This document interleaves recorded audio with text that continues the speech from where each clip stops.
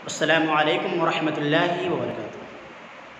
अल्हम्दुलिल्लाहि रब्बिल आलमीन वस्सलातु वस्सलामु अला रसूलिहिल करीम व अला आलिहि व सहबिहि अजमईन, अम्मा बाद।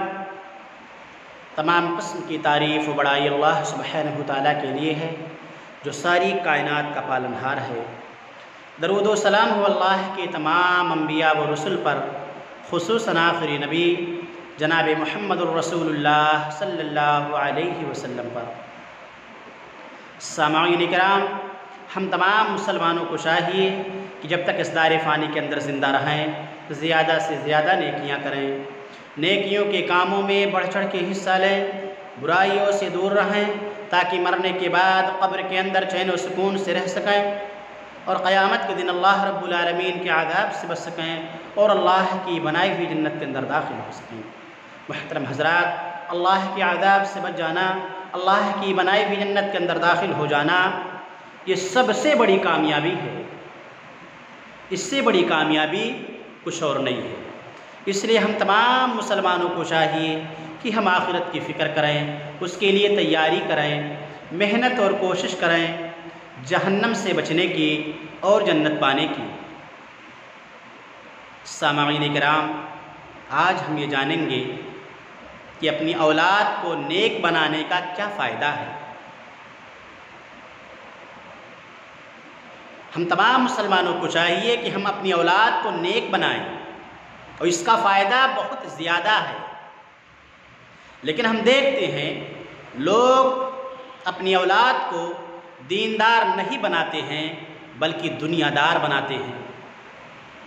मुसलमानों, अपनी औलाद को दीनदार बनाओ, नेक बनाओ, इसका फ़ायदा बहुत ज़्यादा है। आइए हदीस की रोशनी में देखते हैं। हदीस इस तरह है, अन अबी हुरैरा रज़ियल्लाहु अन्हु अन नबी सल्लल्लाहु अलैहि वसल्लम क़ाल इन्नर रजुल लतुरफ़अु दरजतुहु फ़िल जन्नह फ़यक़ूलु अन्ना हाज़ा फ़युक़ालु बिस्तिग़फ़ारि वलदिक लक। सुनन इब्न माजा, किताबुल अदब, हदीस नंबर 3660। हज़रत अबू हुरैरा रज़ियल्लाहु ताला अन्हु रिवायत करते हैं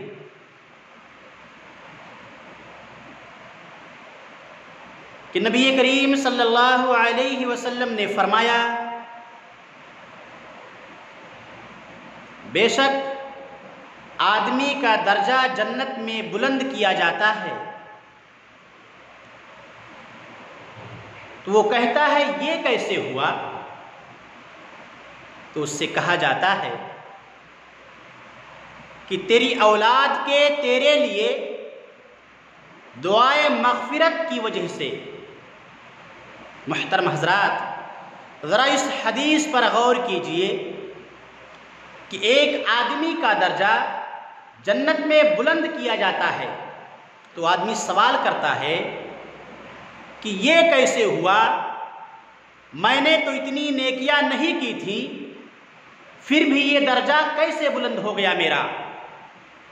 तो उससे बताया जाता है, उसे ये खुशखबरी दी जाती है कि तेरी औलाद जो तू दुनिया में छोड़ कर आया था, अपने बच्चे और बच्चियां जिन्हें तू नेक बना कर आया था, वह लोग तेरे लिए मग़फ़िरत की दुआ करते थे। वो तेरे लिए दुआए मग़फ़िरत करते थे। मुहतरम हज़रात, ज़रा सोचिए कि अगर हमारे बच्चे नेक हैं और हमारे ना रहने के बाद हमारे लिए दुआए मग़फ़िरत करते हैं तो हमारे दर्जे बुलंद किए जाएंगे, हमारे नाम आमाल में नेकियां लिखी जाएंगी। ये कब होगा?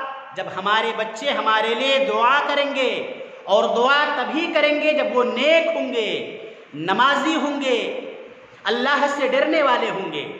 जो इंसान नमाज ही नहीं पढ़ेगा तो फिर दुआ कैसे करेगा? जब वो नमाज ही नहीं पढ़ेगा, अल्लाह के सामने झुकेगा ही नहीं, तो वो ना अपने लिए करेगा और ना अपने माँ बाप के लिए करेगा। और जब नेक होगा, दीनदार होगा, अल्लाह से डरने वाला होगा, नमाजी होगा, तो अपने लिए अल्लाह से दुआ करेगा और अपने माँ बाप के लिए भी दुआएं मग़फ़िरत करेगा। और जब अपने माँ बाप के लिए दुआएं मग़फ़िरत करेगा तो उनके नाम आमाल में नेकियां लिखी जाएंगी, उनके दर्जे बुलंद होंगे। अब फैसला हमें करना है कि हम मरने के बाद नेकियां चाहते हैं कि नहीं चाहते हैं। हम जन्नत में अपने दर्जे बुलंद करवाना चाहते हैं कि नहीं चाहते हैं। तो हमें चाहिए कि हम अपनी औलाद को नेक बनाएं, दीनदार बनाएं, दुनियादार ना बनाएं।